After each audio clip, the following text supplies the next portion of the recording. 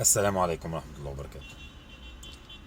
مباراة الزمالك وسيراميكا والأهلي وأسوان، تقريبا المباراتين كلهم عك يعني، ما فيهمش كورة إن حد يقدر يتكلم عليها. بس هو في حاجتين نقدر نتكلم عليهم يعني: إسلام صلاح، عمر جابر، محمد إبراهيم، أحمد كاستيلو. النقطة المضيئة الوحيدة أحمد كاستيلو، تقريبا أحسن لاعب في المباراتين.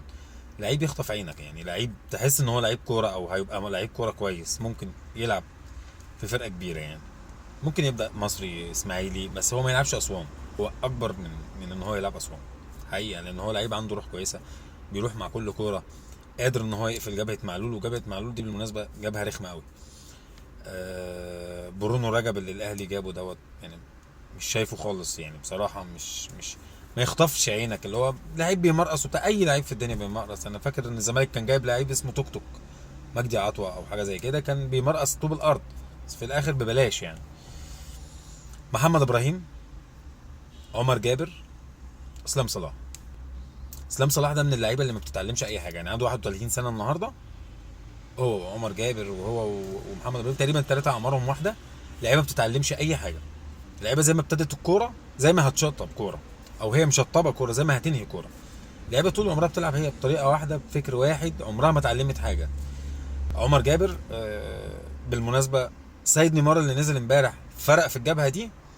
لعيب صغير، مش جبهته خالص. هو مش دوره، هو مش باك يمين بالمناسبه. نزل، عمل اللي انت معرفتش تعمله طول الماتش. بالمناسبه الشاره دي حرام ان انت تلبسها. انا مش فاهم مين صاحب فكره ان عمر جابر يرجع تاني الزمالك، الا لو كانت مجامله، او خدوا يا جماعه دونجا وعليه الراجل دوت يعني، احنا مش هنديكوا دونجا لوحده. فهو ده المبرر الوحيد. محمد ابراهيم انت ما مش محتاج كلام. انا رايي في محمد ابراهيم من زمان قوي انه لعيب، انا اسف يعني. هو ده اخره ان هو يمرقص لعيب اتنين بتاع، انما هو لعيب عمره ما كان لعيب ايجابي. اسلام صلاح، نو كومنت يعني. لا عمره كان مدافع، ولا عمره كان باك، ولا عمره كان اي حاجه. لعيب ابتدى الكوره وبينهي الكوره خلاص، وهو محصله صفر. لعيبه ما بتتعلمش فعلا، بتثبت ان العمر مجرد رقم. ناس بتكبر بتتعلم، الناس دي من يوم ما ابتدت، بالنسبه كمان بالذات للناشئ عمر جابر، من يوم ما بدا وهو ناشئ هي دي طريقه لعبه، وهينتهي برضه هي دي طريقه لعبه. في الاخر خلص المباراه بصراحه ربنا مباراتين من العك، ما فيهمش الا حاجات بسيطه قوي، ما نقدرش نقول ان هي بدايه دوري قويه، بس بدايه معقوله يعني. السلام عليكم ورحمه الله.